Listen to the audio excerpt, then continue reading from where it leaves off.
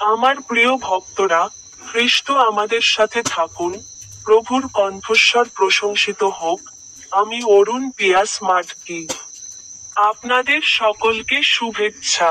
আজ আগস্ট মাসের 21তম দিন, 2025 বছরের 8ম মাস।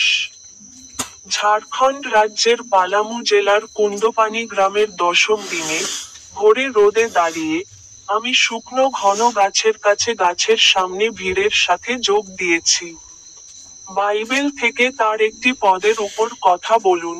হোশেয়ার বই 14 অধ্যায় 9 নম্বর পদ।